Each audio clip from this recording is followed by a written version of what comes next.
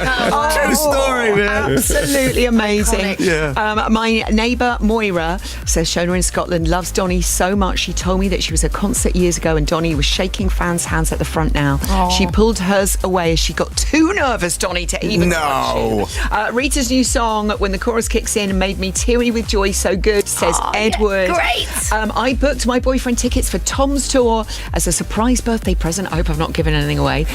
Then he saw Tom on the one show and he booked the tickets himself. Oh, wow. So he can come twice. Had to tell him, and now it's not a surprise anymore. We can't wait, says Claire in North Yorkshire. Well, I'm looking forward to coming back at the end of the year, man. This is going to be so much fun. Donnie bringing his Las Vegas show to the UK November and December. Get your tickets quick. Absolutely. Donnie.com, celebrating 6 decades in the show business. I cannot wait to see the rap, Donnie. Oh, yeah. You're a baby. darling. It's going to be fun. Lovely to have you here. Thank you. Rita Ora's new single, Praising You, it's out is now. out now. Go Third get it. album, You and I, is out on the 14th of July. And congratulations on your love and your album and everything. Hitched and all that. I know. To an absolute bona fide legend. Thank you. We love him. And you can see Tom Davis in the second series of The Curse, which is brilliant, on Channel 4. Starts next Thursday night at 10.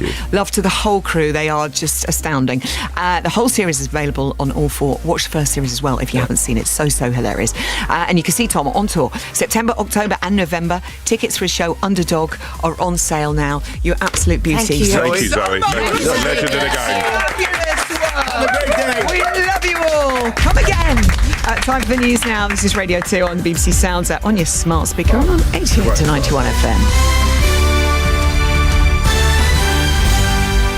BBC News at 9 o'clock. This is Tina Dahealy. Opposition parties have accused the Prime Minister of dither and delay in deciding the fate of his deputy Dominic Raab. Rishi Sunak received a report yesterday on complaints of bullying made by civil servants against Mr Raab, who had denied the allegations. A prompt response from Downing Street had been expected, but the Transport Secretary Mark Harper said it was reasonable Mr Sunak was given time to consider the detailed findings. The Prime Minister will want to read the report himself in full before he reaches a conclusion, and I think actually that's the fair thing to do, both for the complainants who made some serious complaints, but also for Dominic Raab. The school's watchdog in England, Ofsted, has said it will make changes to the way inspections are carried out following the suicide of a head teacher in January. Ruth Perry killed herself while waiting for the publication of an Ofsted report which was downgrading her school to inadequate. Despite calls to abandon them, the body said it was keeping the single overall grade for schools.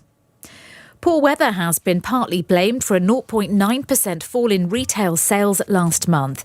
The Office for National Statistics says heavy rain affected footfall in department stores, clothing shops and garden centres. But the ONS says with growth in both January and February, the 3-month trend in the sector is positive for the first time since August 2021.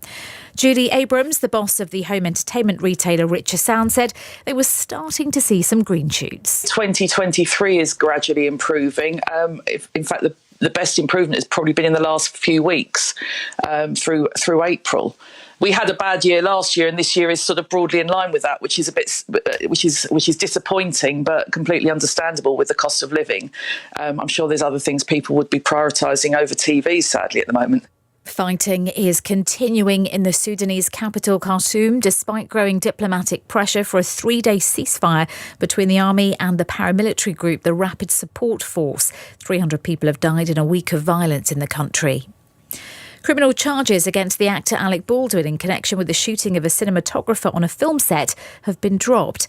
Mr Baldwin was accused of 2 counts of involuntary manslaughter after Helena Hutchins was killed while making the movie Rust. Meg James has been covering the story for the LA Times and said new evidence had emerged suggesting the gun Mr Baldwin was holding might have been faulty, but she said prosecutors have indicated it might not be the end of the criminal case against him. They also want to reserve the right to charge him in the future. They said in a statement that this did not totally exonerate Alec Baldwin. He did point this loaded weapon, but they just didn't have sufficient time to really get to the bottom of was the gun faulty or not. The weather, there'll be rain and showers for much of England and Wales, dry with sunny spells in Northern Ireland and the far north of England, plenty of sunshine in Scotland. That's the BBC News at coming up to 4 minutes past 9. BBC Radio 2. The Zoe Ball Breakfast Show. Thank you, Tina, and what fun with Rita, Tom and Donny. And guess what, gang? We've still got to catch up with Lionel Richie before 9:30. Pick your own playlist time first. This morning, Libby from Plymouth is in charge. Libby, good luck.